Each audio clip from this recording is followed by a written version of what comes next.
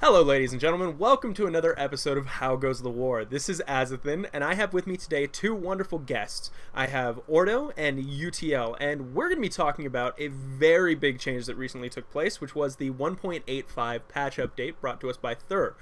And we're going to be discussing the ups, the downs, the cracks, the fault lines, and everything else in between on this map. Some great ideas, also some problems that will hopefully be fixed rather quickly.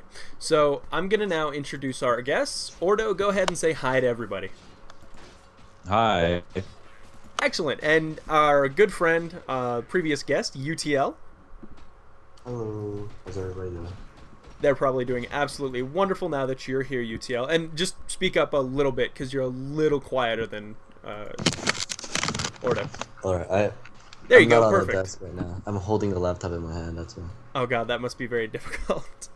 Okay, so let's talk about 1.85, guys. Let's talk about what we like, and then we'll talk about what could be fixed. Actually, wait, instead of doing that, let's just first get it out of the way. It's 1.85, it's not A or B or anything like that, so there's a ton of bugs for the newer players joining on, it's bugs, it'll get fixed out. So the main point of this discussion is to talk about how the new changes for all the races and all the factions are going to affect the overall gameplay. Yes. And let's just go down the line, actually, because I have the thing up as well. Okay, I'll be looking at it change too log. in Just go just down. 1 second. Go ahead and start talking Let's just go down about... from general and just go straight down. And then we can say, was this a good change, bad change? How will it affect? Try and predict what's going to happen out. Alright, sounds good. Alright, go ahead. UTL, bring up the first changes. I believe those are the general changes that are listed. Yep. Alright, so the first general change is increased unbuildable range of dungeon portals to 500. That's good. I mean, honestly, we've had a few of those camping issues. Actually, I don't know if it works for the I know it works for teals and then reds, but does it work for the the mountain with the Ragnars in it? Talking about Blackrock, I'm Yes, not sure it because does. that was where we actually saw the majority of yellows camping out, and it was a horrible choke point to try to break into. Well, it works. I tried it yesterday, and it was increased slightly, but it's not so big deal. You can camp still, believe me. Here's the other thing. What about blues? Okay, What do you you want to think? talk Le- about blues Legion changes? Stronghold? Yeah. The blue, like when you summon the Burning Legion, the portal one. Okay, I haven't personally tested out yet, but Yeah. no, actually I did the other day. I just sort of do it. There's a throwaway thing. I was helping the Night Elves because it was literally like 10 control points versus the North Alliance 50. So we joined up against them. Anyway, but yeah, I tried building some towers in here and it didn't work. At least not very close. Like I couldn't get anywhere within the first bridge area. Okay. So overall, I mean, this is just like a cleanup kind of thing. Discourage a little bit of that turtling, make it more active. So I don't mind this. No, it's not bad at all. We definitely don't want to relive the days of Ajara and the Naga camping in there with towers. That's such bullshit. That shit Fucking drove hated me that nuts. shit so much. You had to abuse battleship range to fix that shit. And not even, Terrible. like, you would have to get everyone left in the game to build every air unit they possibly could in the hopes that you could break maybe 1 or 2 towers and start So fitting you can units get in in. there. Yeah, Yeah, that was bad. it was fucking annoying. Alright, so the next general change is reduce the AoE of cleaving attack from 150 from 200. Yep. Reduce the percentage of splash damage to 30, 35, 40, 45, 50 from 30, 40, 50, 60, 70. And this is most likely in response to Dark Green, Rexar, and, but we did confirm that the Fel Orc Raiders were not changed. Yeah, because I mean they have a flat 10, so Yeah. And that's completely fine. And I do ultimately agree with the cleaving thing, especially for Rexar, but even more for my beloved Dark Green. The champions were just a little too good. Yeah. right. And we're gonna get into it later. I personally would have just if it was just this nerf for overall all the races, we would have been fine with a little bit of more changes for Dark Green. But as we will talk about later, Dark Green took a bit of a hit. Dark Green took a huge fucking hit. Like, I scroll down the changelog list, and when you hit light blue and dark green, that's where all the texts are. And it's just a line, dude. All right. So moving on. I mean, we can all agree it was kind of needed this one. So Yeah. especially for Rexar and maybe the champions as well. They were a little too overpowered. Yeah, Rexar's mid late game was absolutely just disgusting. All right. Next one is brought precise shot in line with Stormbolt, slightly increasing its mana cost and reducing the range on PS and increasing it on SB to 700 range. And this was Nice for change. Chandris, correct? Chandris Sylvanas, does she have one Sylvanas, like yeah. that? Yeah, someone Yeah, has sure, it. Sylvanas. Yeah. This is nicer, we have more consistency with the stuns, a one shot stun with a bit of a time on it. I don't mind this at all. It's a good No, change. I'm actually totally in agreement with it, especially since late game, I don't think he actually fixed the problem with Chandris stacking attack weapons and gloves. Oh, is it still the multi-shot still? Yeah, I mean, multi-shot is, I believe, still her ultimate. Eh. Wait, it just bugged me because she'd run in, stun the highest level hero. Like, you could have a group of 5 heroes. She'd stun the highest level hero and then proceed to just like 8-shot your group. It was gross. Yeah. The only thing I had... Actually, wait. I remember Thur saying that he was gonna change how Critical Strike once. Critical Strike works once, right? Yes, he did say that. We haven't seen it yet.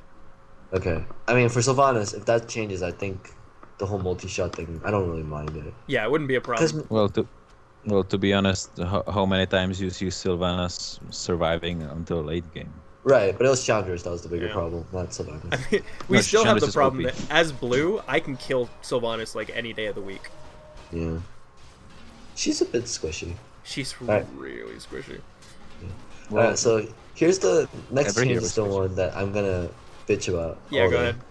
So reduce the cost of ensnare upgrade to 50 gold and 125 lumber from 150 gold and 150 lumber. So the reason, I mean, if anybody goes on the forum at diploamunion.com, if you guys don't want to see the changelog for the viewers, we all know that ensnare has always been a big problem for the game in general. Right. It is a spell that you give to regular units to hold them in place for a certain amount of time. Now, It stops unit displacement. we're talking about ensnare. Now, I'm a little confused. I know that cripple is on the Necrolites, but are we talking about the Fel Orc Raiders ensnare? Yep. Okay, that's fine. So Now- I want now you I to imagine a scenario. Now, ensnare, the reason why this spell is so strong is because of the fact that you snowball harder with this spell. Okay? If you were playing teal and you were defending, let's say yellow attacking you and dark green attacking you. Right. Let's say the battle starts changing in favor for you, that they both have to back off. What would occur is if you were to ensnare 12 units, right? Yep. They cannot escape, and that is how you snowball in the game. You constantly pick off units, and there's no way to stop it. You can't dispel ensnare, I believe. I'm not really sure. Nobody really tried it. No, Wait, I you believe can't it's a switch it, classified as a physical ability rather than a magic. Oh, okay. It would be like I trying don't- to, dispel a stun. Oh, okay. I don't know how this. It's like Bash, I think. Oh, okay. So think about this for a second. You put a spell in. First of all, ensnare is just a regular game thing, from Warcraft 3 regular. So it was a nice transfer over, right? Yeah. It's just that when it was 50 gold and 50 lumber, I abused the fuck out of this spell because you're gonna make Fel Orc Raiders anyway because they have cleave. And we've seen It you allows use for a Fel Orc nice- Raiders to wonderful effect, getting behind enemy lines and taking out unit-producing buildings. Right, they're fast, they're mobile, they have high DPS, and they can take care of small groups of units on their own just fine because they have medium armor and they have a cleave ability. Yep. Now, if you give them in accordance with ensnare that stops unit displacement, that helps the snowball faster. So this was now we notice here that it's listed under general and not under teal. What this means is that this was I feel like this was an unintended change. I mean, one of the reasons I want to think that ensnare got up to 150 is because I was always just so damn vocal about ensnare. Like some of the suggestions I put in the past was give what was it, the chieftain guys for teal, like you make grunts and you make the other guys, right? The Yeah, black guys that nobody the ever riders, uses. if you will. Yeah, like give them cleave and give raiders ensnare. that makes it so that you have to make a more diverse unit composition instead of just the usual grunt raider thing. Yeah, and Because it would cavalry doesn't really seem that- justify the creation of the orc cavalry. Yeah, like, well, when would you ever use them, right? Never. They're awful. They have such large unit collision, and not a great, not that much more DPS than the regular grunt. So I felt like if we were to change it around just like that, give Raider and Snare, give the cleave to the cavalry, that would have made more sense, but we still haven't seen it yet. So I feel like this was more of an unintended change, but it's still a big change nonetheless. And if you've ever talked to especially if Talon you're or go for it. Porto? Well, I play yellow mostly, and as yellow, it's devastating when you are retreating from Blackrock and someone webs your mortars. You're fucked. Yeah. I think you did this to me in one game. It's awful. You just lose half your army. I do that. I did that a lot back in 1.84. Like just not A, but like the old ones. Like I just abused Instant way too much. But it's very powerful ability, even if it doesn't seem so. I know. Yeah. People really underestimate some of the smaller spells. Actually, Volrath and Talon, from what I understand right now, is that if you're light blue and you get the ensnare ability, you can permanently ensnare any unit in the world. Like Cenarius, like you can ensnare your own allies, your enemies' your enemies' units, like, and they can't move. Oh yeah, no, that's true. I don't. Which is what convinces me that it's actually a physical ability rather than a magic, because you can't use magic on Cenarius. I mean, well, you can. I think you can cast healing spells on him if they're friendly, but no, offensive spells work on him. But Bash certainly does. You can certainly stun Cenarius. So if you can ensnare him, I'm guessing you can't. Magical effect. Yeah. So that makes me convinced ensnare is not magical. Well, even this change overall seems to be accidental because Dark Iron Sharpshooters, right? They have web as well. And right now, when you build them, you can't use the web. It requires you to do an upgrade. But as yellow, you don't have the upgrade. You have nowhere to research it, so it's broken right now for yellow. Hopefully, like I said, I mean that one's a bug fish, so hopefully, and we can get that one straightened out. The thing I'm more worried about is the reduced cost of it, because even though the lumber's still high, if you're teal, you still have 2 lumber mills. You're gonna be fine on that aspect, and we have pillage. So that one's, goddamn pillage. Right, pillage is pretty great. I remember you and I played in a game as the orcs, and as soon as the opponents left, you're like, don't send in any units, just make nothing but grunts, get pillage, and then we'll be fine. Yeah, that was just absolutely bad. All right, moving on. Let's talk about red. First change, Ghoul and zombies now have a 2 base armor. I didn't even know that they had armor. Did they? I'll go ahead and look at some red units over here on my game right now. By the way, guys, we're just playing this in the background, so you have something to look at. Yeah, ghouls at 0. 0 upgrades have 0 armor. But they do technically have heavy armor, but they're at 0. I never knew that. I don't understand the zombie one though. What's the let's look at the zombie change. Zombie now have 2 armor as well. Okay, and that makes me scratch my head. Zombies also have medium armor, and they start with 0. Yeah. Here's my thing about that. Zombies are free units. Yeah. You want them to last longer? And they are surprisingly good if you think about them. If you've seen them in some games, for example, we were in last game, we cleaned up Outland, and Green lost Silvermoon, so he opened a portal in Dalaran, and Volrath was there, and he sent about 100 of the zombies, and they just wrecked our back lines because we were facing his main army in Stromgard, I think, and he took entire Outland with these stupid zombies. Zombies can have up to 850 HP when you get the health upgrades. Now, let's say realistically you get it twice. That means zombies are going to have about 650 to 750 HP. Well, and they have Plague. Yeah, and they have Plague, and they're free. Plague is insane. Yeah. You just collect your entire Plague zombies from the Plague event and then just send them anywhere.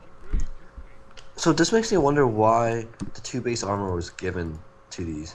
Like, if there was a risk situation to getting a zombie, then I would say okay, you want them to last a little bit longer, but they're free units. Like, Well, you can produce zombies from your crypt. right, but why would you ever choose to make a zombie instead I think of that a that's ghoul? why they're making this change, because abominations were so far and away the best unit to pick for spamming, because they're huge, they have very small unit collision. I mean, I'm looking at 3 zombies that look like they're having an orgy right now because they're just that much on top of each other. They're strong. They start with the 2 base armor, and people would just spam that. And I think they want to see maybe zombie hordes. Ghouls are very effective when mixed in because they do that ability that causes units to take double or 50% more damage, or is it double? Yeah. 50. 50%. So yeah, I personally would like to see more ghoul and zombie armies. That would feel much more scourgish to me than just these mass abomination, walls that you have running at you. Well, But that means that's more catering to the more like the lower level players than this change. That's saying stop spamming abominations from your perspective. but the main problem is that when you start the plague, you get tons of zombies, and it's just overpowered if they are so buffed Yeah, that's right now. that's what I'm worried about as well. And Because- capital cities, when you lose the building, you have how many? 3 zombies from every building, Yeah, it's something like or that. something like that. Yeah. It's really overpowered. So that's like, I know Azothan, you're looking at it from like a unit composition standpoint, but I think what Orda and I are looking from is like you get so many free zombies with the plague event, and because of the fact that if you kill like citizens become zombies, if you kill the buildings they become zombies, and to give them a starting head of like 2 base armor to begin with, that's gonna make them more tanky. They're gonna live longer. They're gonna take more shots to kill, which means you can get more later on. So that's my fear. So perhaps changing the zombies that you get from the zombie event would be the solution here. Right, Maybe yeah. make them similar Exactly. to, I don't know, something like a special unit just for that event. Yeah, that would Just be. nerf them. Nerf the health and the armor. I would say change how the zombie plague works. Yeah, I mean, like regular zombies that you make from a crypt. I mean, if they have this, that'd be great. But I feel like when you get them from the plague event, they should not have the same like upgrades and stuff you do. Like after if I ever win against like North Alliance, I don't need any more units anymore. Like in terms of tankiness, because I'm just gonna send whatever zombies are left down. Yeah, that makes sense. Alright, moving on. Next one is Abominations now have 3 base armor. I have no complaints on this, honestly, because I never use them, so I have no opinion of it. What about you guys?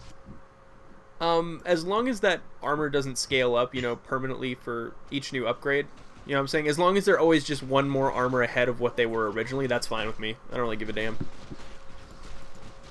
Ordo? Do you have any? Well, it's okay in the sense that you encourage players to use them more. Yeah. That's fair. Or like the people who kind of don't like who don't like how they work right now to use them more. I guess. I mean, I'm still not a fan. They're too big. They're too fat. Well, you can use that they're big to hold up some choke point or something. Yeah, just like that. buy time. Right? Yeah. Yeah, exactly. I mean, when I attack Alright. north as South Alliance and Red manages to block off those 2 bridges with abominations, I just want to kill myself. Yeah, it takes a while to break dirt out. Yeah, it does. Alright, so now is where we're gonna start thinking, like, what the hell? I mean, not what the hell, but like, what is this? Why? Destroyers now cost 28 gold and 35 lumber. Alright, wait, hold on. Production time didn't change, that was good. But, I mean, yeah, I guess this encourages early use of Destroyer. But, I feel like this is a little bit too cheap. Oh yeah, we've been Yeah, seeing a it's lot too of far. complaints about it on the forums lately. Wait, Hey, Well, careful, especially whoever's doing against that like orange. cracky noise. That's really loud in the microphone. Just be careful. That's UTL, I think. Okay, is it? Oh, I'm like carrying it, that's why. that's okay. So, I mean, like, maybe 50 gold and 35 lumber, or make him a little bit higher cost in lumber because Red has a lot of lumber problems. It's just giving a 900 HP flying. Okay, these fucking squirrels have wings and shit, and they're magic immune. Right. And they Yeah. have an AoE spellcast like auto attack every time they suck something up. They're very powerful, and yeah, we didn't see them early in because of their high gold cost, but I feel like we should find a medium. Like 28 is a little bit too low. That's two ghouls or two zombies. Like I would give up those two ghouls or zombies for this, like all the time. Destroyers are awesome, dude. Yeah, no, destroyers are pretty amazing, and it really helps you with holding off orange. I mean, you can just go in there and snipe everything. Yeah. I mean, it takes away the fear of that, water elemental wall. The thing that Well, this really strong thing about destroyers though is that you can get rid of Geomancer's heal thing, the healing shield. Yeah. That it's That's just, tough. sorry, you say something? Yeah. it's just not good. The nerf on the cast. You are too powerful against OJ, and he's already in a bad position in the early game. He's too squishy. Yeah, that's true. But in retrospect, I'll say this: it's a good way to balance out. Like, we're talking from a perspective of the early game. Let's say North Alliance did win Solar Mats, right? And Red only has Northern left. Now you can actually buy these things to hold off at Frozen Throne or something like that. Mm-hmm. So I can see it going both ways, but like I said, I would rather have it a little bit higher than 28 still. Yeah, no, I agree completely. I think that's just, it's not even an arguable point. They need to cost slightly more in some way, and I think the increased lumber cost is a good way to do it because, well, Red has lumber issues, and it actually makes him make a decision. It's like, do I choose this or do I choose that upgrade, Yeah. Mm-hmm. Alright, you guys want to move on? Yep, go ahead. Because I love this next change. Reduce the range on Death and Decay to 800 from 1000. Thank God. Yeah, you'd been pretty vocal about Kel'Thuzad being an absolute monster late game. God, dude. Talk to anybody. I love this. I mean, like, I hate and love this spell, right? Like, when I use it, I love it, but I still feel like I'm killing my soul inside, you know. I feel guilty. God damn.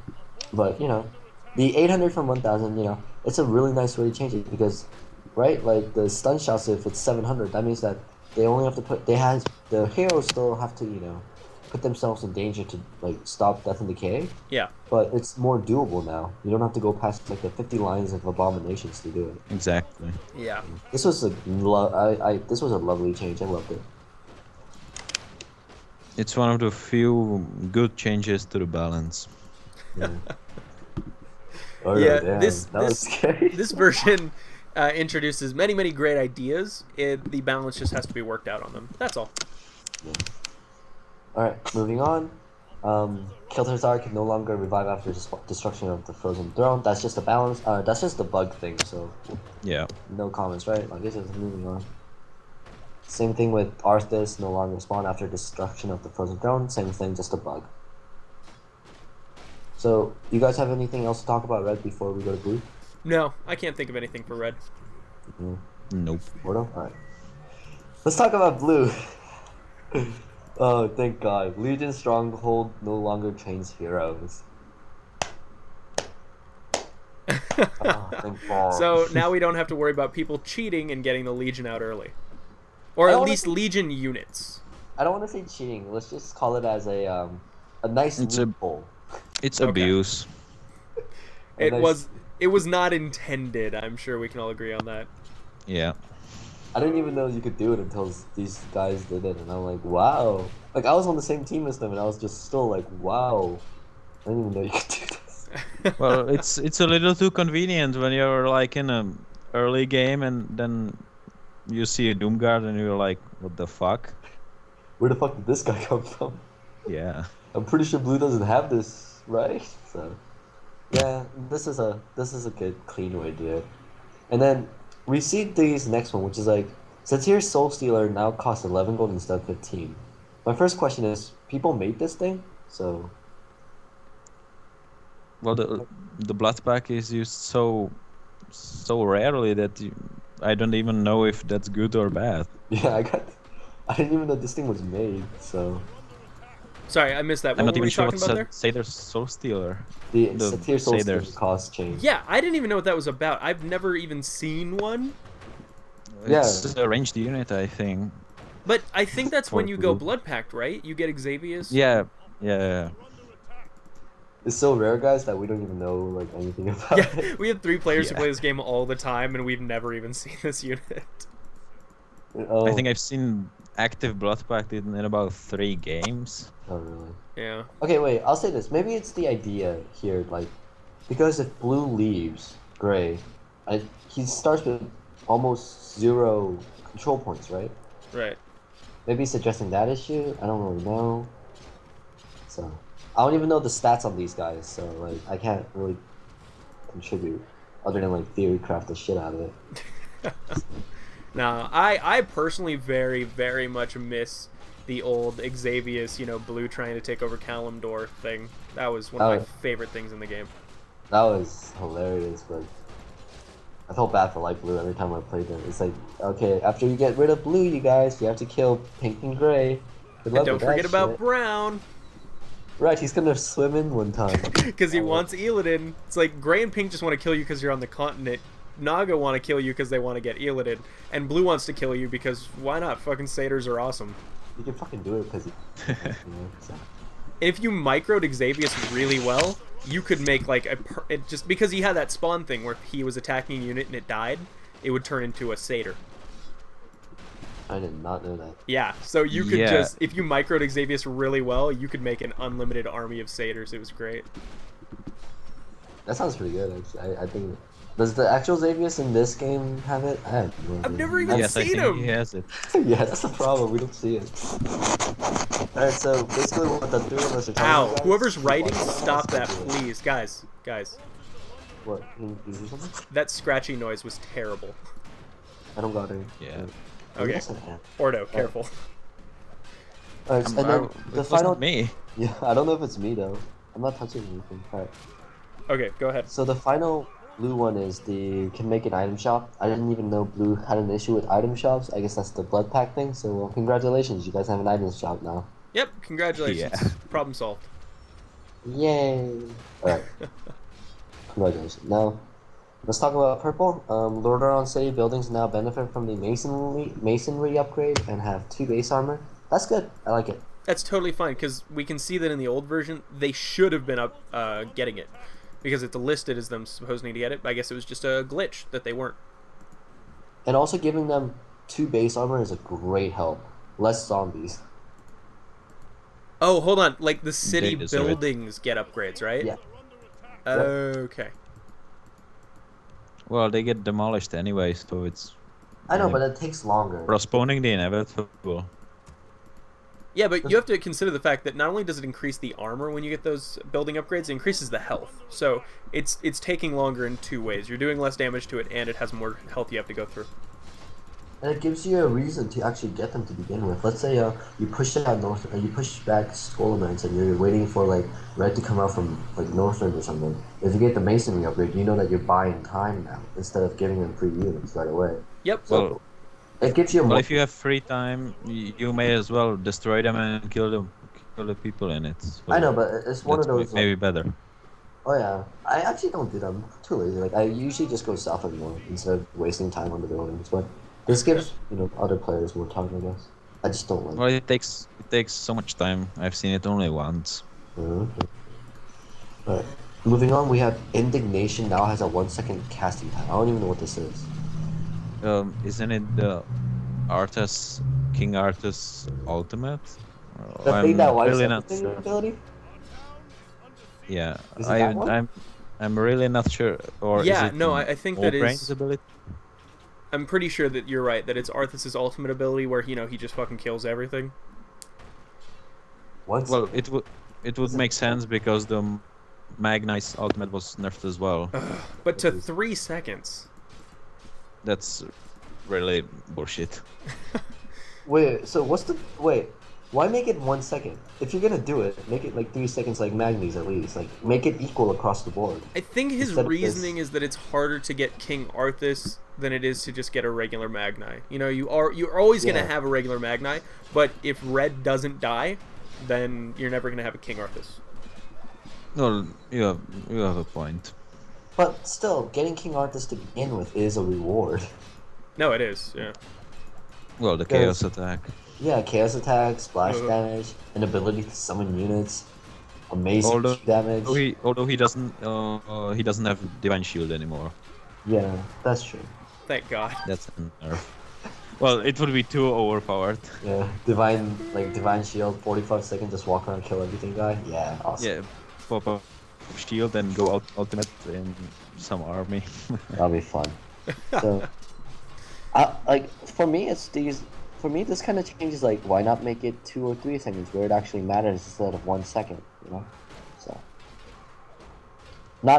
mine is just not have it at all, or make it a little bit longer than 1 I second. would just raise the cooldown because the casting time. I don't know. We are not in World of Warcraft. We're playing Okay. real-time strategy. I'm fine with some things having. I wouldn't mind Magni having a 3-second cast time if Arthas also had it. That's all. I mean, let's be honest. I've played Yellow quite a lot lately, and I'm a huge fan of Yellow. Because the heroes, while very squishy and hard to level up, are really, really, really strong later. I mean, Magni, you just run into an army, Thunderclap, Ultimate, and anything under 800 health is dead. Well, that compensates Yellow for not having any heal at all. So you have to consider that. We got Brawn. I mean, that's always a risk. But you do have Bran. Well, yeah, but generally you have nothing to heal your army. So that's a compensation, really. yeah. And it's not That's that true. great. Maybe if you're against I want to green or light blue. Sorry, but I want to say something about Yellow's heal thing. I feel like this could be addressed by having the tavern a Be unit. buildable. Yeah. I think I suggested it in the feedback thread, but it would be really great. Have it some reasonable cost. Make it an investment because the tavern, first of all, is an amazing building. Like, I think everybody can agree with that. It has Yep. amazing heal. It has great health, but we just can't, like, Yellows can't make it portable. They can't build around with it. Like, you know how Teal can get the fountain? Make it like that. Exactly, I was going to Yeah, say. a mastery. Yeah, And- that'd be great. It's not even going to be the same as the fountain Ale because the fountain the fountain can't run out of mana, Yeah. I mean, the tavern, I've seen the tavern run out of mana Yeah. a lot. Yeah, that thing hurts when it runs Well, out. the heal is really expensive on mana, so it runs out about in 20 shots. Yeah, Oh, and really? I don't know. I'm fine with that. As long as it's buildable, why not? I mean, make a limit. You can only build 5 taverns, so that way someone doesn't just build 12 taverns behind a wall of towers, and then you can't ever fucking kill Yellow. Already hard enough to kill him, but yeah. No, I think tavern should definitely be buildable. Make it somehow portable or something else. Oh, I think there was a portable tavern that was viable in a previous version. I'm positive. I think you're right. I think I've seen it somewhere. I did It's, not know that. It was an upgrade from farm or something like that. It might have been part of a mastery or something. I'm really I don't remember. not sure. But I have seen it as well. All right. So, anything else? Should we move on to orange? Let's move on to orange. Because we got a long list to go through. Yeah.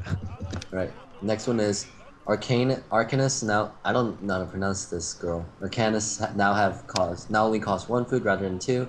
I didn't even know she cost 2, so I'm glad she only costs 1 because she is amazing. Yep. They have control magic, dematerialization, and spell steal. So beautiful. Such And that a beautiful spell girl. steal is really good. And she has like average range, so it's not like you have to like hug the skeletons to dispel it or anything. That's You can true. do it. So that's just But, a basic change.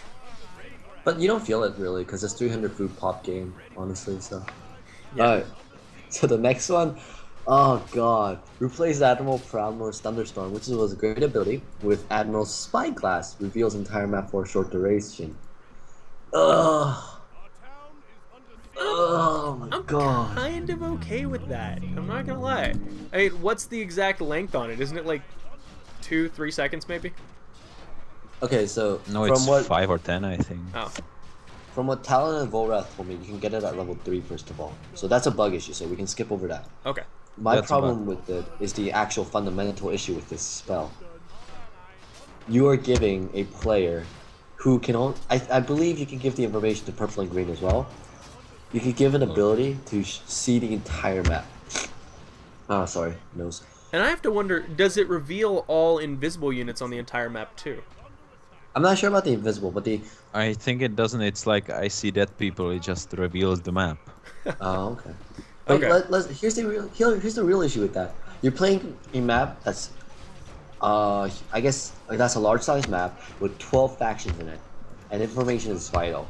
For example, Red Shades, for example, are one of the most broken spells, and broken things in the game, along with Tyranide's scout ability. Why? Because you get so much information out of it. Because you're not playing a 1v1, you're playing a 12, like 1v11 or 2v10 or whatever the hell it is. Right. So giving someone ability to see the entire map, and this is a spammable ability. Yeah, it has a cooldown and everything, but you can still use it again and again.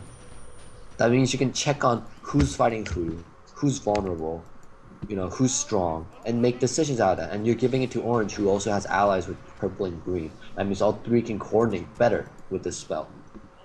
I get why you're removing. I kind of understand with the thunderstorm removal because it's like Antonidas already has like the Starfall, Icefall thing, right? Yeah. So you don't want it to stack on top of one another, I guess, or something. I don't really know, but still, it's like I get you want a cool ability for Admiral Proudmoore, but this is way over the top. Well, it could be reduced to, for example, some reveal Northrend-sized map Yeah, like or something. make it like a far Reduce side. it. Make it like a far side, not a. Yeah, I'm gonna see the big entire map. Farsight.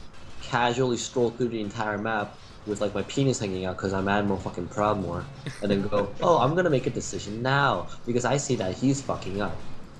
With Farsight, you have to choose. Like you have to pick and choose where you're gonna do it because you're wasting mana and you're gonna have a cooldown on it. I mean, nobody like Thrall doesn't have Farsight anymore because it was retardedly strong. Yeah, I gotta say that I sort of underestimate scouting information when I'm playing things like blue. But then I play a race like yellow where I have my mortar teams and stuff like that, and I can constantly just look around the map and see what's going on, and it's so helpful. It really reduces your stress level to know exactly what's going on at all times. Well, it has a huge cooldown. Right. That was the payoff. Yeah. And we were totally fine with that. Large cooldown, you only have 9 shots. Well, I think that the better ultimate for Admiral Proudmoore would be to summon some OP battleships like the Proudmoore flagships, like 2 more, and Isn't you that have a them dark- It's permanently. a Dark Ages of Warcraft ability, right? I believe. I don't Are think you talking about like a so. charge ability? I mean, Oh. where like Rexar with the Kodos? Oh, that's in. Oh, I don't know. It's some other game, but I think that this would be reasonable to summon some overpowered warships. Yeah, Or maybe I'd be just 1 or 2. a lot cooler with that than this. This is a little bit too much. Yeah. Well, it would make a lot more sense. He's an admiral. Yeah, he needs a ship. It used to be that Yeah. he could summon his ship on land.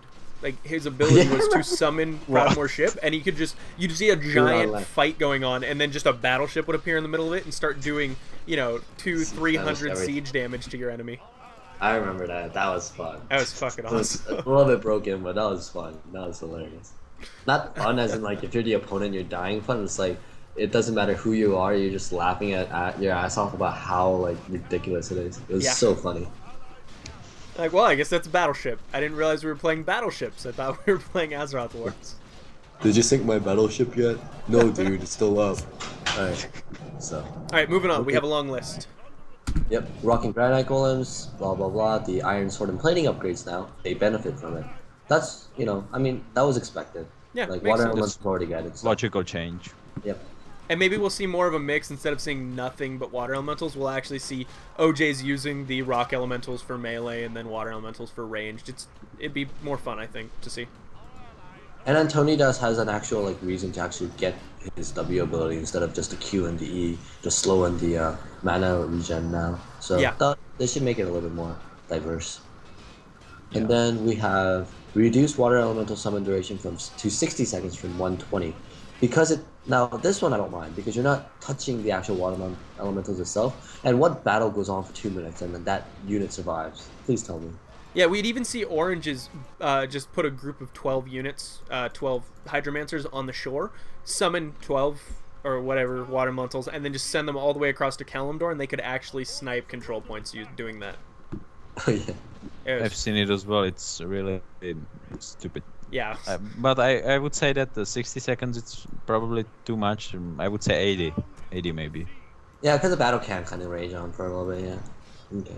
But yeah, like finding a medium between that. Yeah, I mean, I think a lot of people can agree that 120 was a bit too long. In 2 minutes, come on. Well, it's so annoying when you're facing north lines, south lines. You are holding at wetlands, and he sends border elementals from Kultiras to just like on the side, yeah. Wetlands, right. Yes, exactly. Alright, next issue is reduce the hit points of water elements from 525 to 475. I think that's fine. I tried it out. You still need to three shot with destroyers to kill all the water elementals, not 2. I mean, I might be wrong, but because I was playing against Jur, and I don't know what master he gets, because I don't really care. But I mean, I never really had issues with water elementals. You fighting against them? Yeah, I mean, the only big issue I've ever had against water elementals were not the elementals themselves, but the actual hydromancers with their I'm gonna use ensnare on your ability, and you can't do anything about it. And here's the difference: Hydromancer's E doesn't make you attack. Teal's ensnare lets you still attack. So at least you're getting something out of a unit that never moves. And the thing is, the E is pretty long lasting as well.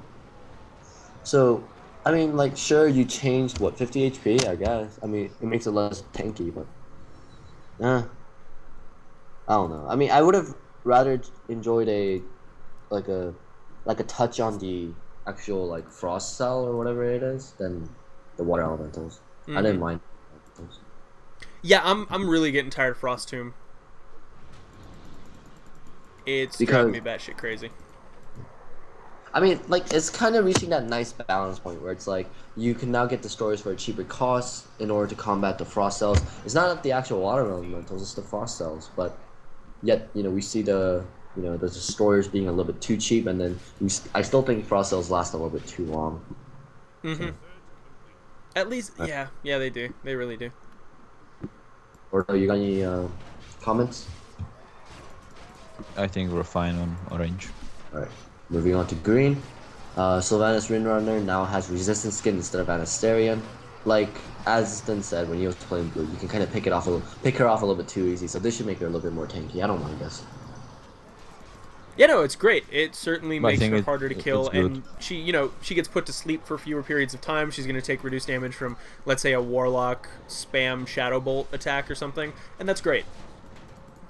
Carrion Swarm. Yeah, Carrion Swarm especially.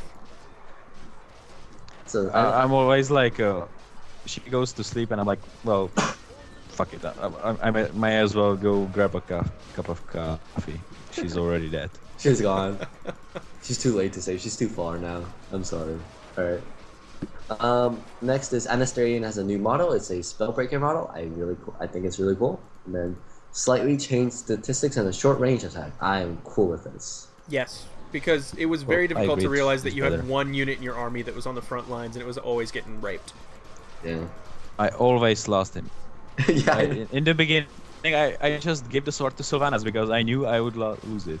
I know, right? You kind of just lose where the hell he is. Actually, I was playing a game this morning, and I saw a Spellbreaker for Smeal. Actually, Smeal's back. He's playing again, which is good. But I haven't seen him in a while. Yeah, exactly. He's been gone for a while, but he came back today, and he had a Spellbreaker, and I literally just paused in the game and I looked at the mini map and I'm like, okay, Quel'The Lost is still up. What the fuck? What the fuck happened? And then he comes at me and he has a blue bubble, and I'm like, what the fuck? So I touch him and it's like, it says Anasterian, and I go, oh, this is the new model. And I was like breathing a sigh of relief. I'm like, oh god, green has Spellbreakers this early. I'm so fucked. So that was my little panic attack this morning. That like passed by, thankfully. Alright. And then the next two are the next ability change is good for Anasterian, slightly buffs Mana Shield in its early levels, and now absorb 2, 2.5, 3.5, 4.25, and 5 instead of 1, 2, 3, 4, 5 flat. Great, I love it. Yeah, not a problem at all with that change. He needed a bit of more survivability. I think giving him that ranged attack and the increased Mana Shield, just fine. Yeah, I agree. I don't know who posted this on the thread, but they said in theory Anasterian is an amazing tank, but in practice he's not. This should make it more the practice is real kind of thing. So, or the theory. Yeah, I think what they were saying there was the fact that Mana Shield doesn't benefit from armor. So yeah, I mean it still doesn't, but at least it's more like bubbly. Yeah, I mean in the beginning you're gonna be much better off. You're gonna be way better off in the beginning. Yeah. Dude, I gave Anasterian 5 Sobbing Mass. It didn't help at all, man. Dude, that was such a waste. Fuck. Alright, moving on. Slightly increase the Elven Warrior's damage and hit points. No issues with this. You know, green needed a better tank anyway. Yeah. Alright, yep. Azothan, no comment? No comment on that. I think that it'll be great to see greens actually go for a more balanced unit comp. Instead of the archers, yeah. Archers, sorcerers. Oh, I love sorcerers. Alright. Oh, by the way, they need to address that. Sorcerer Polymorph is Warcraft 3 regular Polymorph. That's long. Oh yeah, no, it's a really it's long too long. time. Or? Yeah, Oh. they need to change that. I mean, two groups of sorceresses, and let's say you're fighting melee heavy army like Teal. You can just, polymorph the entire front line and then just kill all his back units. It's really Don't worry, good. guys. I'm just raising a farm. I need to make a business somehow. As playing as green. All right. For gray, added a shipyard and starting fleet to the Echo Isles. Totally cool with this. Yep, I like it too. No comment on that. I think that's just a straight good thing. Yeah, we needed more ships in here. And then increase the number of starting units in Stonewall and the Echo Isles. I like it because it's like you have 3 units for each island. So it's like, okay. So I don't mind this at all. What do I do with this? Yeah, I got like 3 troll handlers. What do I do? So it was great. Alright, and then the next one is fixed anti-magic totem not working. I didn't even know it wasn't working. I thought it was always working. Yeah. No, it was having troubles. Like, what does it not work on? Like, I didn't even recognize. Maybe that's like I always put 3 down, so maybe I don't know. Yeah, maybe one was picking up the slack from the other 2 being lazy fucks. I don't know, but I didn't even know it's such a great idea too. I love the idea of the anti-magic totem. Yeah, the way it works, it's like it's a stationary ability that helps debuff a lot of things, and it really does address a lot of the things that say like Gray doesn't have a de-spell issue. So this was a great. This was good. Just good. Right, I like it. Next one, me and Azothan were complaining of, or not complaining, we're talking about. Misha's Maul ability now only has a 15% chance to stun for 2 and 1 on heroes seconds and deal 20 bonus damage. Misha also benefits now from attack and defense upgrades. Great. Yep, that's Misha was a little too strong back then. I mean, you could just Bloodluster and then have her perma-stun Cthulhu. Yeah.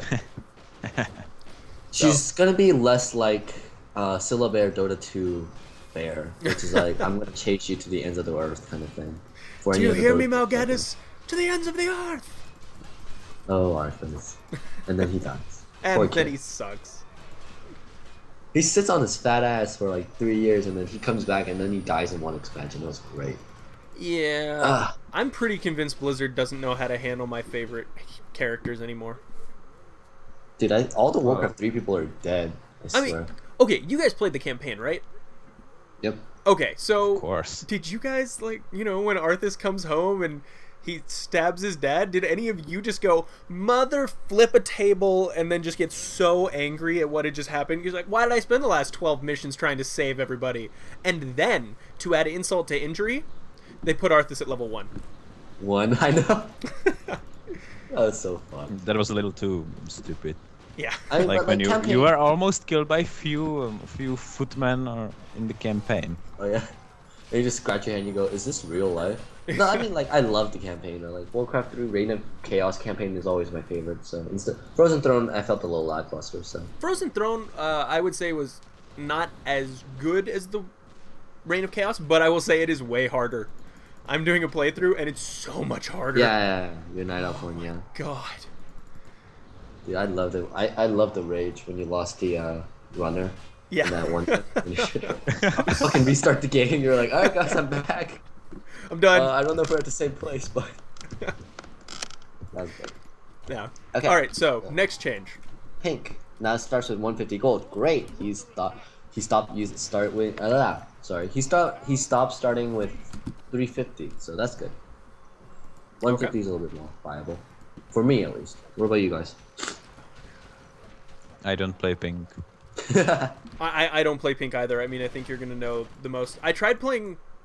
Was I gray when you were pink, or was I pink when you were gray? Either way, I suck. Gray, yeah. I suck so hard at Horde.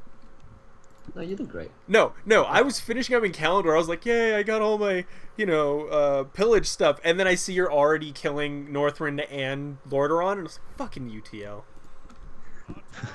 Well, that's because I abused the fuck out of Kodos. Which comes to the next one. Yep. First of all, increase the cooldown of War Stomp to a constant 8 from a constant 6. We're gonna see this with Dark Green as well. It's just a stable across the board. I'm totally cool with this. No, I think that it was great. The only unit in the game that I think was comparable that could probably stand up to it was the Mercenary. Anybody else? We're all good? Yep, we're all good on that one. Yep. Alright. The next one that took a stab at my heart. Reduce the health of Kodos to 850 and reduce their base damage from 22 to 15 and decrease their attack rate. Kodo Beast now cost 20 gold and 35 lumber. First of all, I think a lot of people know that I'm the one that kind of got Kodo Beast into the open the metagame again. And while I do agree that this thing was Kodo Beasts are a little bit too strong, the big issue here is that if you're gonna make all these nerfs, you need to make the unit size smaller. The biggest problem with Kodo Beast has always been the fact that it's so fat, right? Not a FAT, PHAT, really fat. And you can't fit the damn things, right? They're humping each other and a choke, and you just go, fuck guys, just go through, you know? Fuck, you want me to put some lube on that fucking choke so you go through? It was that bad. And the reductions are really nice, and I agree with them to some degree, except for the decrease in attack rate. But they're still fat. Stop making, at least if you're gonna make all these changes, make them less fat. That's all I'm gonna say about Kodos. Yeah. No, the very first episode I ever cast for my channel was you doing Kodos, and it was sick. Right? They're disgustingly good, but still, I agree with all these changes except for the decrease in attack rate, but you gotta make them a little bit smaller so that their unit collision isn't holding them back as much as they used to. So. So that's just a good change across the board. I think they needed a small nerf, and they needed their pathing fixed and their collision. It's good. Yep. Alright, moving up. War Drums now increase damage by 15% instead of 10. I don't, This actually, I think this is my theory. Because of the rise of people just using Kodos with pink these days, I think the idea here is that now Kodo Beasts are going to be more of the support role. Yes, and that's what they were meant to be. So, yeah. Exactly, to support your army. Actually, for me, I would have never picked up Kodos if it wasn't for their Devour. If they didn't have that, I think they would have been fine. So. Yeah, well, sorry. For everyone who's currently watching, my mouse just froze, so we're currently looking Yeah. at the top right corner of the screen. I apologize. Go ahead, guys. Ordo, you were saying? I was just saying that the Devour is very effective against Light Blue, for example. You can devour half of his army. Yeah, because if you have 24 Kodos, that's 24 units just gone. It's not even a time; you just get it. So. Well, I wouldn't say to 24 because you have to get to the units in melee range, and you just can do that with the 24 Kodos in Calibur. Well, the intention was to get 24. Yeah, I get you. Well, theoretically, but in practice, the terrain does not allow. Yeah, they just kind of get picked off. Yeah. Mm. All right, moving on. We can talk about slightly reduce Troll Headhunter collision size and increase their base damage attack to 24. I'm a bit of a mix. Troll Headhunters for me, they're really cool. They have 750 range, I believe, and they have a poison. See if I can find any trolls on this map right now. They have a poison? Yeah, they have they're like the spearmen from Dark Green. They have the exact same poison. I never noticed that they have poison. Yeah. Yeah, they're really good. strange. People don't build them enough. Here's the thing though. Now they do 24 damage. And they're pretty cheap, by the way, for anybody wondering. I don't. And if it says it's slightly reduced troll headhunter collision size.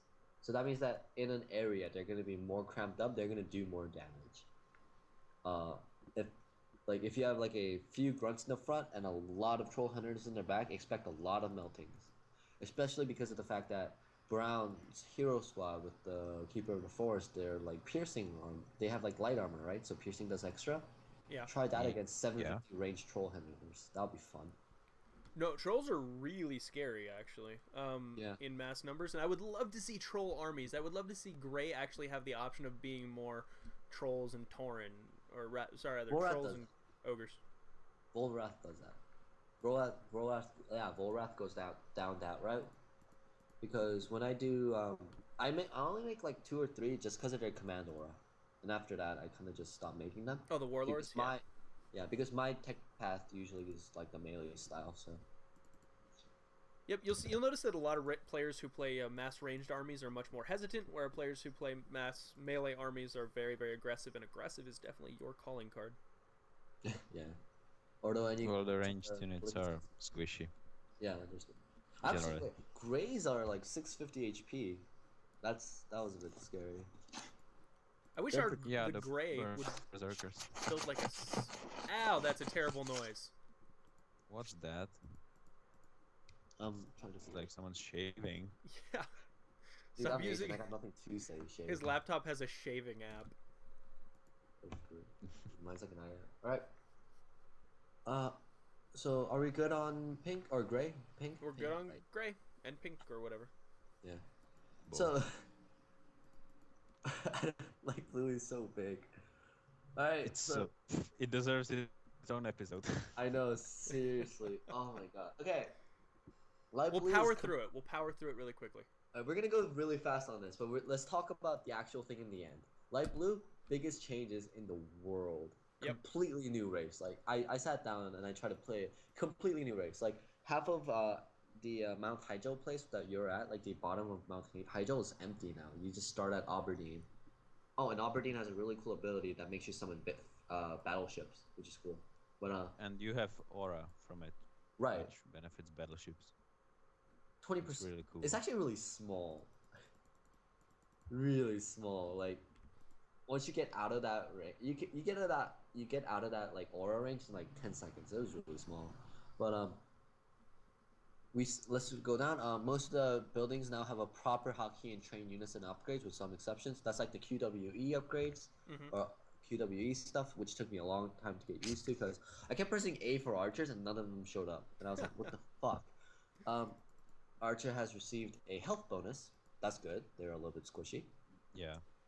Evasion has been removed from Sentinels. They now spawn a Spirit of Vengeance when they are dead. I have a problem with this. They don't have a life timer. They just stay there. Oh, so it's I think your unit dies and then you get another permanent unit. Yeah. Yeah. Wow. I think it should only have chance for that. I don't think it drops a corpse. That's the thing. No, it doesn't. Yeah. It does not. So, and the Spirit of Vengeance have magic damage and medium armor. That's a really cool. That's a really strong composition. Or strong. Well, if Pink has mostly grunts and they take big damage from magic and. Yeah. So. But I mean, those units will be taking extra damage from Pink and Gray's, majority normal damage armies. Right, but still, like it's like you give and take, and these are free units that spawn after you make an investment with the Sentinels. Like Sentinels are still gonna fight and do damage, So yeah, but I like the idea behind it because then maybe we'll see people make fucking Sentinels because you never saw Sentinels late game. Yeah, that was a huge problem. I think this was the address where it was like Priestess used to have the Spirit of the Vengeance ability after they die, and this was just the way to say, hey, this was still a cool ability, let's still keep it. So yeah, I like it. Yeah. Just tweak it. That's all. So good one just needs a tweak. Yep.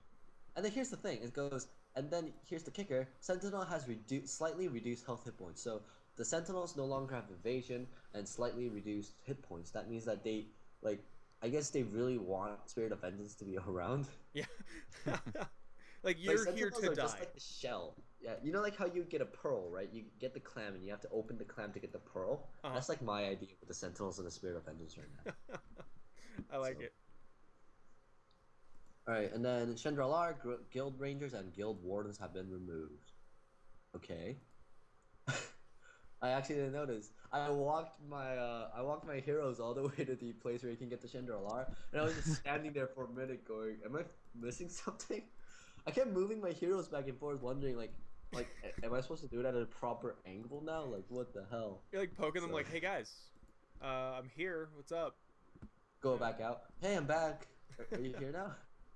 I didn't know this. Okay, so alright. They should be removed from Eldratas, or how is it named? Yeah, let me look at it. Let's see what it's called. The little cave place, right? Eldrathalas. Eldrathalas. It's just Dire Maul. Yeah, let's call it Dire Maul since we're all WoW players here at one point or another. No, I have no idea where Dire Maul is. Wait, talk to me. Talk to the game. Is that the place where you can get the Chandralar to begin with? Or yeah. Okay. Alright, so let's talk about... Now here's the cool one. Priestess now have Heal, Cleansing Ray, and Divine Heal. For anybody who has not used that last ability yet, it is a Resurrection. For 1 minute. Right, but it revives... it can revive your elites. Really? Yeah. That's really good. That's OP. Yeah, there's a few problems with Light Blue, and we'll talk about his special units here in a minute. I may have lost. Alright, I played against Volrath once with Light Blue, and he was great. I completely got smashed because I have no idea what the hell I'm doing. And I have a new mouse, and I'm so happy about that. My new mouse has 1600 DPI now. So Congratulations! Yeah, I can actually play games now. But so I pressed E, and that didn't work because the hotkeys broken. So I manually clicked the Divine Heal thing, right? And then you know what comes back alive? All of my elites. And I'm sitting there going, this is great! So, oh god. That was great, but that needs to be fixed really, really badly. Yep, considering the fact that now Light Blue can get unlimited elites. Really? Yeah, you didn't hear about that part? I only stopped at 8. Like, I could never go past 8. If you change... They have that bear form thing. Yeah? And if you change them into bear form, then they no longer count as elite. Oh my god, I should have tried that. So you can just keep making them again and again and again. God, it's like Dark Green when he could kill off all his champions, queue up 6 champions, and then use the resurrection spell to res the dead champions. Oh yeah, they fixed that later on. Yeah, I had a few fun games with that though. This is ridiculous. Really. So guys, what we're telling you right now is when you're playing 1.85 and you're playing Light Blue, don't complain. Just only make your elites and only make Priestess. Yep. And I swear to you, you're gonna have the time of your life. You will never lose. Anyway. Oh. Don't use the faggot button. You used to press the faggot button. I still love that. Other players will use that on you. Reasoned arguments, you know, evidence. Call him a faggot! Oh god, I loved you for that one. Alright, so... Alright, and now Light Blue has a new spellcaster. Priestess are the more defensive one now. The more offensive one are the Acolytes. Acolytes are now trainable in the Temple of Elune. This is a new offensive-based spellcaster unit. It has Curse, cool ability, Paralysis, which is the stun from Priestess, and Psychosis. Imagine Psychosis as the opposite of Unholy Frenzy. Awesome. But there's also a problem where Psychosis can be cast on friendly units. Right. So here's the question. Here's the big question. If you cast an Unholy Frenzy on a unit, and you cast Psychosis on that unit, what attack does it attack it? Is it just a regular attack speed? It should, like, cancel it out, I would imagine. I hope so. Because can you imagine, like, just all the way going down to very slow right away? So that'd be bad. Yeah, it's like, you know, in Pokemon, you use Leer on an enemy, and then he uses Growl, and the whole turn was a wash. You're just like, what the fuck just happened? So, here's the other thing, though. I don't get the curse of... these two spells, right? Curse and Heal. I'm so glad that they're auto right clicks right now. These this means that players have to now actually account for the mana because if you use Curse, right, anti-magic totem is just gonna destroy that right away. So it's like a very like you have to see how much mana you have to cast certain spells battle. No longer just a I'm gonna right click shit now kind of thing. So I'm very happy that Light Blue has two auto spells. Right. No, it's pretty good. I like it a lot. Ordo, you got any comments? No, I don't know. All right. All right, moving on. Moving on. We're gonna bitch about this one. Shadowleaf Sentinels can now be trained from the Feather Moon Fortress, which you can't see anything out of. Aberdeen, Watchers HQ, and Tier 3 main buildings are now the new Sentinel Elite unit, a hybrid unit that can use both ranged and melee attacks and skills. All right, so let's not talk about the bugs. We can all mention the bugs later. But Okay. how do you guys like this in concept? I love it. I like it a lot. Gives Light Blue a unit that can actually hold the line. Ordo? As well. You're not the ranged squishy race anymore. Yeah. And because it switches between ranged and melee mode, right? Right, and there's a bit of a timer on it, so that means that you're actually investing when you're switching. Right. And melee have hero armor. That was so cool when I saw that. Mm-hmm. When they're ranged, they have medium. That's really good, actually. Yeah, that was a really cool one. And they have resistance skin. They have shadow strike. I think they have poison. I don't really remember, but like across the board, a really cool. I'm not sure. Yeah, but across the board, a really cool unit. Only big problem is just fucking spam. Yeah, bugs. Yeah, it's broken. Generally, it's good, but bugs. All right, Alright, moving let's- on. Next one. Talk about Aberdeen now has a powerful Navy aura that has 200 range according to Volrath. I tried it out. He was right. And it can summon 3 battleships. I thought the battleships was really cool. Yeah, it's great. Like, these are all really cool concepts.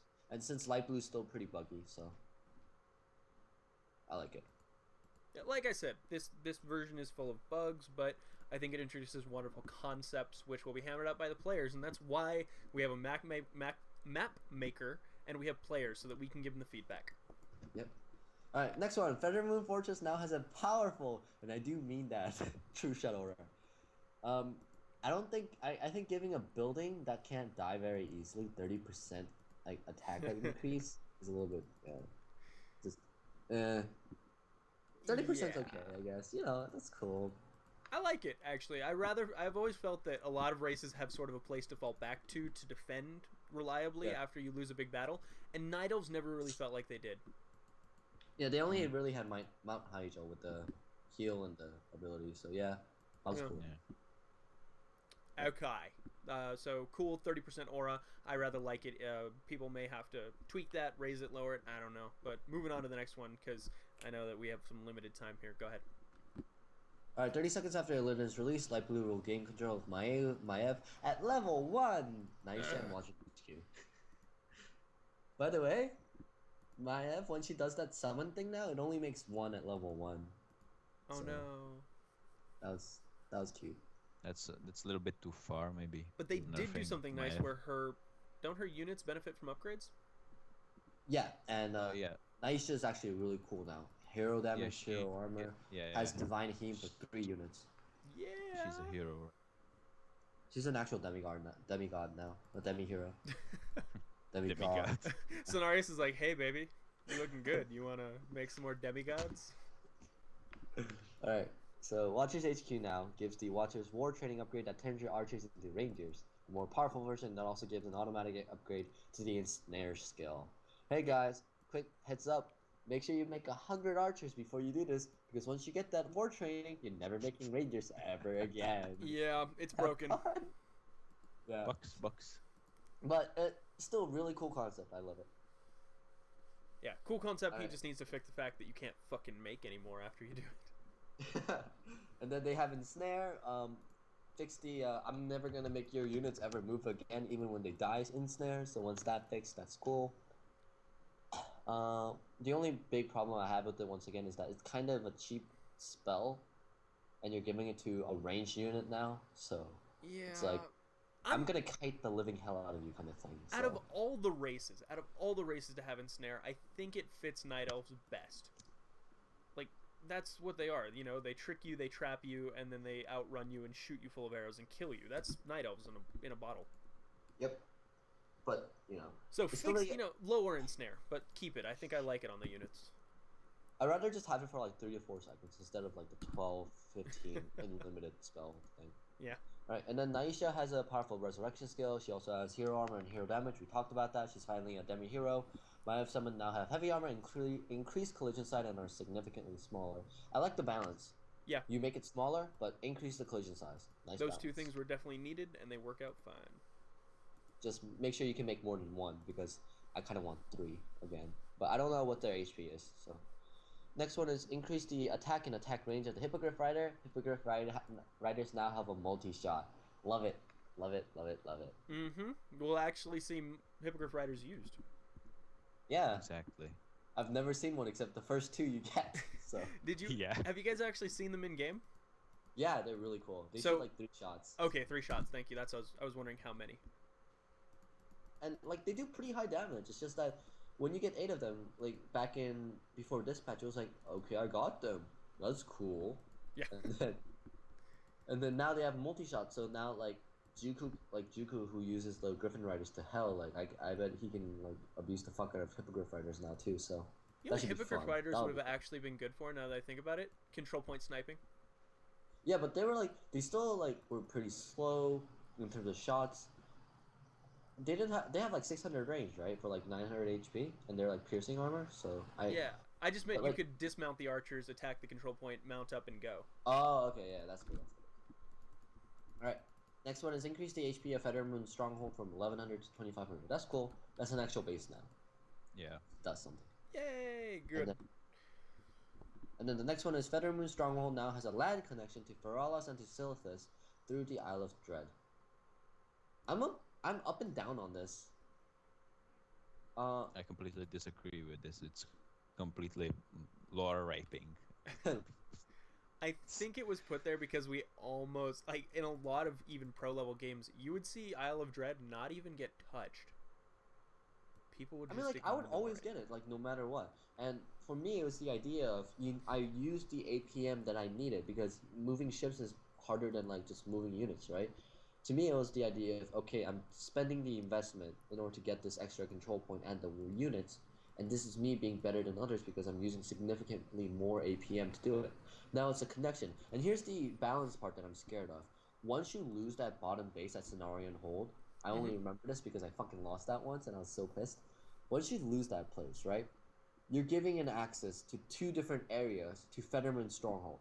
You made Fetterman Stronghold a actual base, and then you make it so that it's really hard to ever escape, other if it's not through water, or if it's, and it's just like a shit clusterfuck of if gray and pink want to come at you, you're gonna die there, no matter Yeah. what. Because pink's gonna come from the bottom, gray's gonna come through the usual side, right? And Uh-huh. that's a pretty natural path in terms of creeping. So that was the biggest shit I had. It'll be interesting to see if Feathermoon Stronghold ever survives in any games. I think like Thur was trying to balance it out with the 30% 2-shot war thing, so that like it balanced out, and you get like 1 or 2 battleships there as well. So it's the idea. I of think it's only one. It's one. one. Okay. So yeah. Oh, by the way, does anybody think the new like guard tower for light blue is a little bit weaker than the? Oh, ancient it protector? seems so, but it's good. He has a custom one. It shoots faster, right? Yes. I'm not sure. I just like the ancient protector because it was siege damage and it splashed shit. It was funny. We are actually going to address the fact that Light Blue can now theoretically go his own version of mech. Really? Yeah, no, because all the ancients benefit from all upgrades. Oh yeah. It's so cool. I'm not going to lie, way back when, I would upgrade my ancients fully and I would attack with armies of trees. That sounds hilarious. They're so good. That is the best tank in the world, and then you just sit in the back and you shoot archers with it. It's great. Yeah.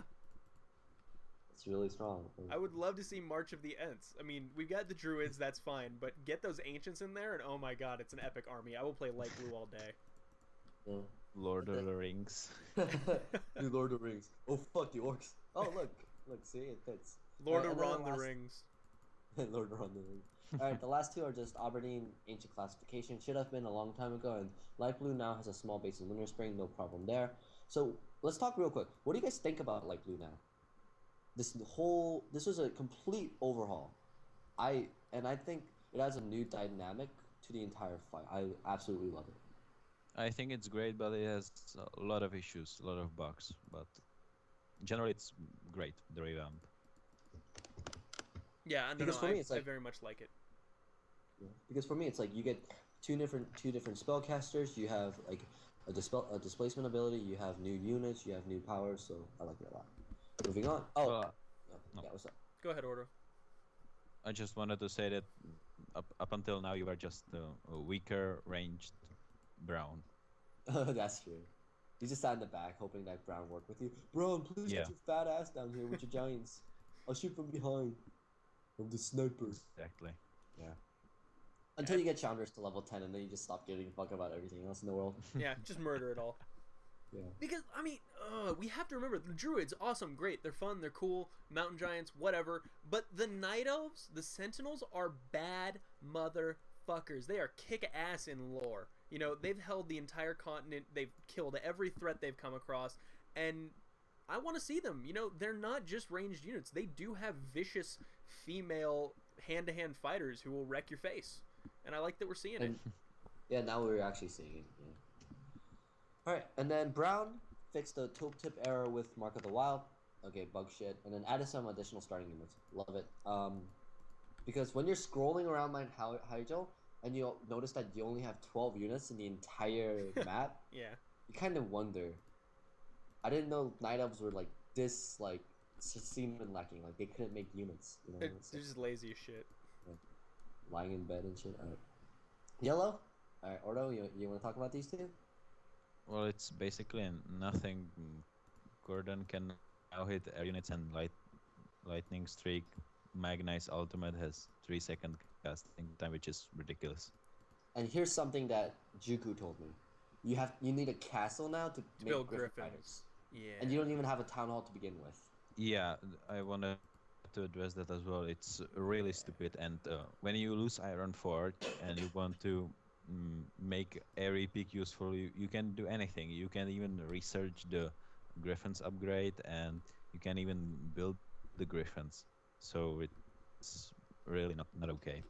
It's really not a good move.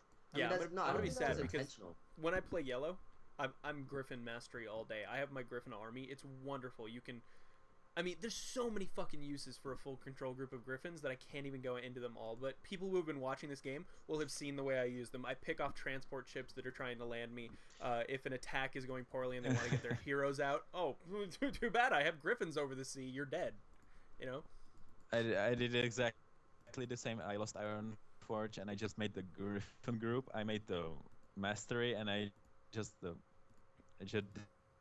digged around the map and destroyed everyone's transports and killed about 20 heroes. Yeah, no, People and you can were raging at me. You can purge heroes and slow them down, and then they're just dead. It's so great. I love Griffins. Yeah. I sniped the Manoroth, I think. I think us getting so happy about Griffins right now are watch. actually convincing people that Griffins need a nerf and shouldn't be built so quickly. No, Griffins are fine. The only big problem with, I mean, this is obviously a tooltip error, like, because you needed a castle to build Griffins in Warcraft 3 regular game. I'm pretty sure there was and because this isn't listed, so it's just a bug thing, obviously. Yeah. Maybe. That's fine. I would feel that, you know, it's just let me have Griffins. They're really expensive early on. I mean, Yeah, it's not like no, they're a problem. they're an expensive investment. If they were like 20 gold, I'd say, okay, this needs a change, but it's not. It's a very significant investment. It's a big production time as well, so. Yeah, it's do I want a Griffin or do I want a 6 Thane? gold. Yeah. Yeah. Alright. So now we're going to talk into a little bit more of the controversial stuff. Or I mean, everything has Dark been pretty green, controversial yeah. so far, but like the changes here, like some were warranted, but some were so dramatic that nobody really expected it. So let's first talk. Remove the healing aura from the Cathedral of Light. I know I've always been vocal about this, but I never said remove it. I said lower it. Yeah. Because it's so Yeah, cool. It was so cool. 50%. Yeah, It's a reduce great it to idea. 50%. And like you're not getting it right away. You had to wait. And do you know how long those minutes feel when you're playing dark green? Really, Yeah, I'm playing teal as well, right? really But long. yeah, because Well, you're especially banking if on you it. play against you, it's like it's even more. And you're banking on it, and then now it's gone. And guess what? That makes the South Alliance fight less dynamic. I've told every player to play teal, right? You have two timers with Bolvar's Arrival and Cathedral of Light. Now you only have one timer. That removes a certain aspect of the game of the fight itself. You're making it more stale, right? Because Yeah. now people after Bolvar arrives, you're not getting that thought of, oh fuck, I gotta finish faster now, and you're just like, we see so many players teals play with like fucking towers and shit, and I just sit there and I wonder, if you spent the money on making those towers to kill them, you wouldn't be making fucking towers to begin with. Oh god, like dude, oh wait, hold on, I'm gonna talk. Wait, fuck. All the teal players these days are making me just hate my life so these days. Fuck. It's fine. I I feel don't. like that whenever I Oh, watch another light blue who just spams nothing but cavalry units, outriders. yeah, I just I don't understand. Like, make it just kill him. Fuck. Yeah. All right. Anyway. Anyway, Retribution Aura was lowered from 4/8, 12, 16, 20 to 3, 6, 9, 12, 15 damage per enemy hit. I mean, 20 seemed a little bit high, but it was level 5, so I mean, I don't really know. I think it's all right. It's not that important. Oh, we're talking about Bolvar's aura. Yeah. Yeah. I never even used it in the teal fight, and that's fine. Like I saw that We, and I didn't have any problem with it. wait, what do you get then? I mean, because I only get one level on Divine Shield, and everything else is Q and E for me. Yeah, no, What do you get? I split it evenly between Q and W. I get as many Um, into Divine Shield and as many into heal as I can because I always give Bolvar the crown. okay. Because people see Varian and they're like, oh, I want to kill him, and they don't even consider that I probably gave the crown to Bolvar because, well, why wouldn't I? He's got an invulnerability thing. How many times? Okay, for all you dark greens out there, how many times does Varian get aimed and then you heal him with Bolvar? But he's still dying. I mean, he's still fucking dying and he can't get away from it. Thoris has a wonderful anti-aim. He's got his stun. Bolvar has his invulnerability. Varian, what? He's fast. Awesome. He's like slightly faster than everyone else. He's still gonna die. So put it on a character that's not likely to just get surrounded and killed. Give it Like to that. Reginald. Just give it to Reginald. He can use it. I keep forgetting of that. Yeah, and he has a resurrection spell as well, so it's a nice little thing. All right, and It's an then interesting point. next one is reduce the range of Earthbind to 600 and increase this cooldown to 15 seconds. The bind duration is slightly reduced to a maximum of 4 seconds at level 5, and at level 1 it's a 1 second on heroes. Yeah. The cooldown is maybe too much. It's a little bit too much, and this is a big problem for myself because what I do is I would max out on the stomp thing for Thoras, and Uh-huh. then only get 1 point on the Earthbind, and then everything else would just be on the armor. Because because the original it was like 2 to 3 seconds, right? And that was long enough, like just to surround someone because you had Varian's run or Varian's like movement speed and all that. And Yeah. after you get close to them, well, you have your stun again, so there you go. So for me, it's like to make it 15 seconds and to make it only 1 second at level 1. I can kind of see it as a good thing as well because now you're making Thoras less tanky in exchange for a stun, right? Yeah. But at the same time, 1 second is like one and done. They're gonna be gone by then. I Why mean, give it a you stun could to begin with? pick off an elite or something, but yeah, other than that, it's pretty useless now. I mean, you can interrupt like D&D, I guess, but still, like, That's true. It is an interrupt. It is a base interrupt, and that's fine. yeah. So it's one of those like I like it and hate it at the same time. I like it as an overall perspective, I think, but I kind of don't like it as a dark green. But I don't think any dark green player liked this to begin with, like these changes. I'm actually, believe it or not, I'm okay with almost all of them. I really don't. Dude, you should see West Flame. He's so God, fucking angry. he's so mad. I haven't seen him play in a while though, so I can't really. I don't know. Yeah. He So, came back, I guess. so screw you. You're not playing anyway. Who cares? No, he's a good player. I love playing with him. Him and Yer and like a lot of Dark Green players and you as well. Like you guys were a lot of fun. Yeah. Next one is brought Fury of Strongguard in line with War Stomp, minimal increase in damage and increase in mana cost. So this is cool. I don't think Thoras' Q ever really did damage, and I guess you can kind of see it now. and it's 8 seconds as well. So I mean, this one I was okay with. It was just the Earthbind 15-second thing. That's a little bit too long. Yeah, no, I completely agree with it. Thoris's base AoE stun really needed to be fixed. I felt it was way too powerful late game. I mean, it combined with his, Earth Root. Oh my god, it was so good. It was so good for killing heroes. I mean, if you guys want to see a dark green hero like Thoris being just a fucking asshole, go ahead and watch my newest video with Talon, the Turnaround Tuesdays. Part 2 is just a slaughter. It's just like, oh, what happens when dark green has all the heroes, all the upgrades, and a hero squad, and he's fighting someone who has 10 times his income. Oh, he's fine. He's fine. He just runs around. Yeah, he's just like, what the fuck scratched me, dude? I got nothing. So.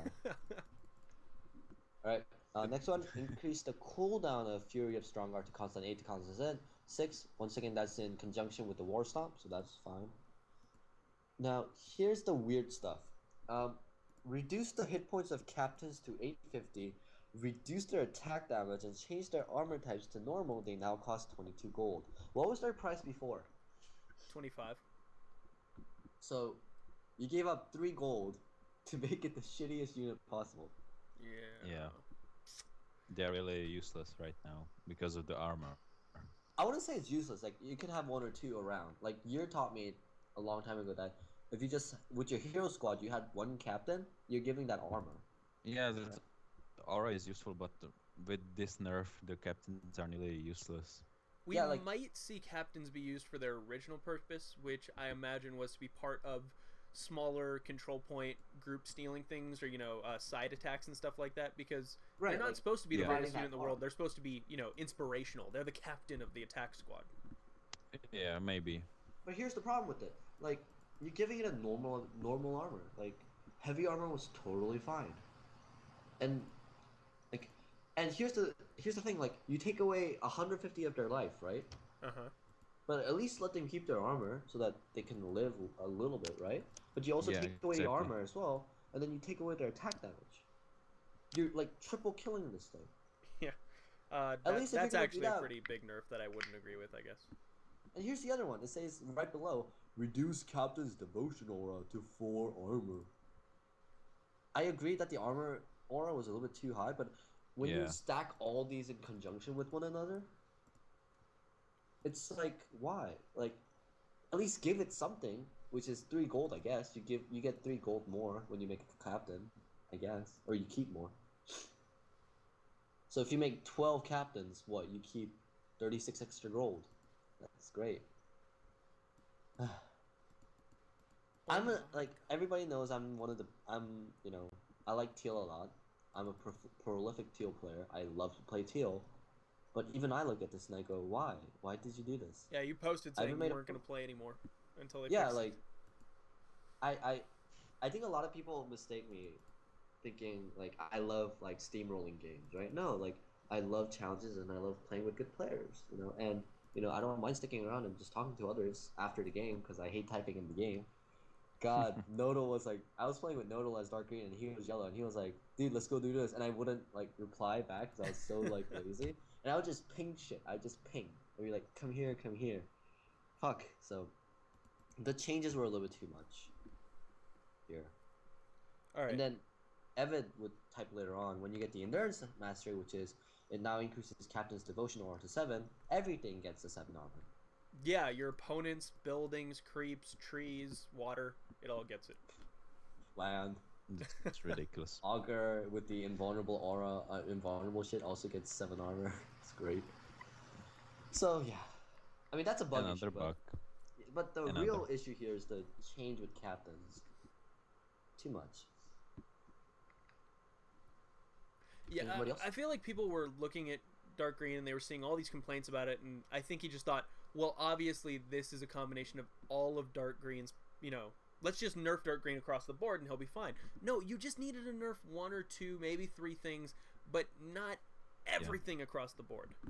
Yeah, I can actually name the things that I feel like that should have been changed and they should have been fine. Cathedral of the Light, make it 50%. Yep. Thoras, stuns, just increase the cooldown, but 15 seconds is a little bit too much. But still, the Fury of Stromguard one was really good, right? Champions Cleave. Champions Cleave. Captains change the aura a little bit. Reduce the aura a little. Not kill it. And I would like to have seen the mercenary path be something worth going, I want to say the bash apparently, and apparently the new mercenary captains and stuff is really cool now. Yeah, but Really strong. I don't know. I feel like I just wouldn't pick the last upgrade either way. Because Yeah, professional armies you're gonna lose something, and if you go mercenary armies you're gonna lose your champions. So fuck it. Why would I pick anything? and it's a 250 long-term investment too, or long like production rate investment. Yep. Well, and you have to invest 500 gold even before it to even Yeah, to have the get it. ability. Oh, and here's the other That's thing the that I feel like problem. needs to be addressed is the Spearman Poison, because once you get the tactical mastery, Archimon will never run away ever again. I've done that so Really? many times. I feel bad. That thing was like slow reduction is incredible. Really, I've All right, never gone it. I should try. I only go tactical mastery, tactical one now, because I think Gear told me a long time ago that like the out the one that makes your horses go faster, Uh huh. it doesn't work on champions apparently. No, it doesn't. It does not make your champion stronger, which is so stupid. I was like, dude, I Well, want my ponies to go mm, faster, dude. they don't need to be any more faster. Look at Variant's aura. I know it's like 35%. But It's yeah, 40 at level 5. oh really? Damn. So yeah, I just go tactical now.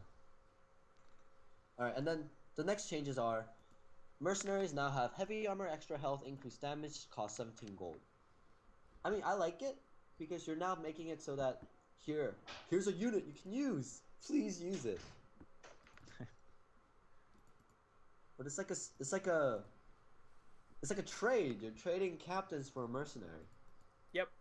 All the mercenaries have that really cool drunken brawler ability. Oh, I love that one. Yeah, that's a really fun ability. I agree with you. It just like there needs to be a balance between fun and functional because I feel like right now I only want to go what's functional because well I'm kind of a min maxer in that way. I'd rather see a lot more things that are fun that I could theoretically go, that are still competitive. Yeah, I totally agree with you. Because sometimes you want to play that fucking, like I want to fuck around game, right? Yeah, Where exactly. you only want to play Illidan, go You fucking Naga, do do that in nothing. Dechuri's free for all games and stuff. Yeah. See, like the Cheery, like 6v6 free for all, like those are really fun, right? But Uh and huh. then this happens, so I haven't done a 6v6 yet. yeah, I haven't done one either. I only free for all, I want and then to. like no upgrade thing. That no upgrade game made me realize that units are really fucking good. So that was fun. Uh huh. All right, and then Axemen now have normal armor and reduced health points. Anybody get this one? I don't. I thought this was a little bit of a surprise for me. I don't see the reason behind it. Yeah, I couldn't logically think this one through. Azothan, you got anything? No, I don't. I I don't know why he did so many things to Dark Green. I can only assume he's been killed by Dark Greens too many times, and he's just Yeah. really fucking pissed off. Or Like just with some deals went because with switching Axemen, around how right? it's Let's overpowered. let's try and think this through. Axemen, right? When would you ever use them prolifically, like in large doses? Is Ragnaros, right? And he has chaos damage, so that doesn't matter. Right. Um, oh, maybe the like how a keep can make 10 Axemen for free. Yeah. Maybe it's in like response to that because they can last a pretty long time. It's 8 X-Men, by the way. Is it 8? I thought it was 10. Yeah, I think it's 8. Okay, but yeah, like back then they could last for a while, and I guess that's in response to that. I don't really know. It probably is. Overall, I think the Axemen. Maybe it was in response to my episode where I went, "Holy shit, Axemen are actually effective. Let's fix that." No, Axemen are really good. Like everybody agrees, like their bash is cool. They have a pretty okay attack speed. They're somewhat durable, but like reduced health points and have normal armor. That was a big trade. It's a huge Well, fuck you. they're situational. They're not normal units. I can't, but like with Dark Green, I don't know what a normal unit is. What's a normal unit? Hero Squad, Spearmen, Priests, Conjurers, Chaplains. So you use all the magics.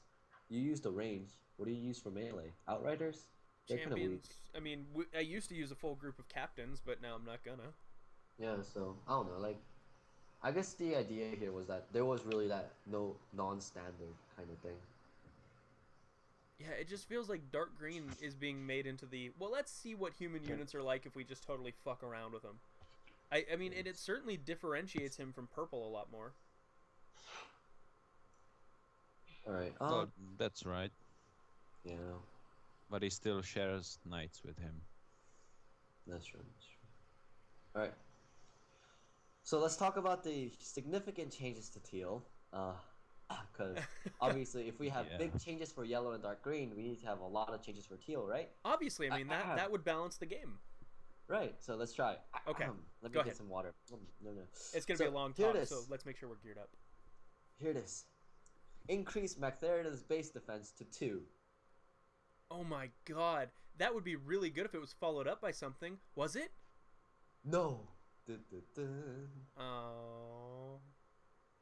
I didn't even. Wait. What armor did? What? How much did he have? I don't know. Magtherida? I'm out of the game now. I can't see. People are just staring at a score screen. I don't even know. I didn't even. I guess he had less than 2. Apparently, he must have had 0. He was like the ghouls. He had ghoul armor. Wow, I didn't know that. So, this was a big. Here now, first of all, this doesn't seem like a big buff, right? Original, if it was alone. But then we look at dark green and yellow, or dark green's changes, and then we look at teal. And we look at the base 2 extra.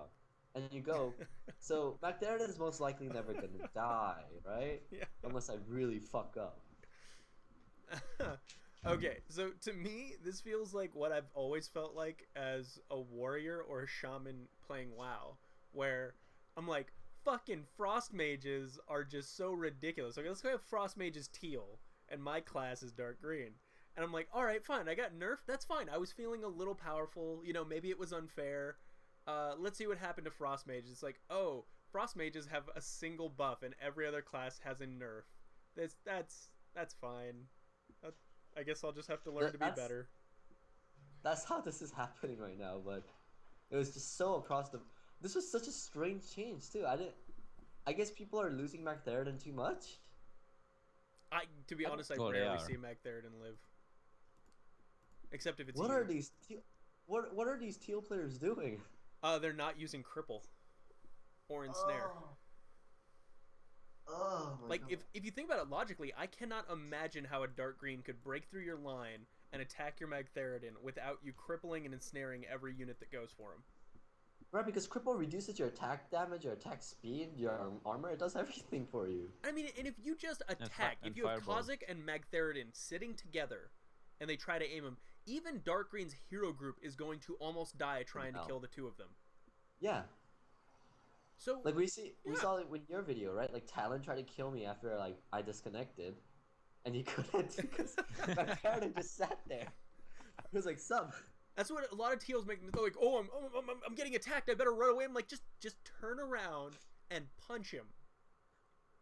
Oh my God, it was bad. It's like So, Day yeah. 9 says, your strategy at some point should include just fucking kill him. That's it. Just turn around and kill him. All right.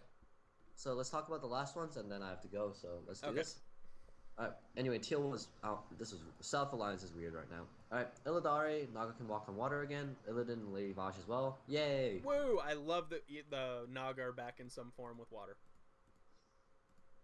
I mean, they're hard to get anyway. So Yeah, I mean, dude, if you actually manage to get the skull, betray your ally, and still survive, you can swim anywhere, in my opinion. I don't care. You earned it. So, and then they can build an item shop. That's great. Yep. They needed one. Only problem is apparently Brown can also build unlimited numbers of light blues elite as well. When he goes Illidari. That's great. Yeah. Right. All right. And then next one, Dirk. It says items, and then it says Dirk of the Beast can now be dropped. What the fuck is this? I I don't have no idea. I what don't that know. is. It must be some random. I want to feel like it's maybe a horde item that I'm not familiar with. It says Beast. Yeah, it's maybe the Rexar's item with which he summons the beasts. Really? Is it? I think that's it. It can be Well, dropped. Oh my god! what No else way. could be? Hold on. Does that mean like some other hero can pick that up and use it? I really hope not. I think I don't. Actually, so. you know what? No. It should. It should drop when Rexar dies, but if you ever use it, whatever units you summon with it will still be under Grey's control. Oh, It would be insane. You would like summon from Eye of Sargeras and did this. Yeah, like Summon whoever Misha used the and Eye of some Sargeras, guards. if you summon units, it's automatically under Blue's control. This is so That's weird. interesting. Why isn't Yeah. this even under Gray then? Like, this is Gray's item. Like, nobody else has it. I don't know. Well, I'll go look up Dirk of the Beast later and I'll message Third. But go ahead, next one. Alright. Creeps slightly increase the number of creeps in Kalimdor. I thought there was a lot already to begin with, so. Yeah. And then the 2 troll workers and Stranglehorn replaced with Witch Doctor and Headhunter. This was good. The troll workers would always run, so you'd have to like fucking chase and be like, "Come back, you faggots! I want my money." So It's like 1 gold for them. yeah. No, actually, they were pretty. No, did you know like troll witch doctor is like 33 gold when you kill that fucking Yeah, it's thing? No, really no, I mean the ridiculous. workers. The workers are worth 1 gold. Oh, okay. So yeah, this is nice. And then next one, Ragras now has spell immunity and has permanent immolation that deals 10 damage to nearby enemies. That fixes the warlock problem. What about he's nearly unkillable if you're yellow. Believe Oh me. really? That's right. You have nothing which to stun him. You have Taints, which he targets the first, and you have a low percentage bash, which I haven't even seen him.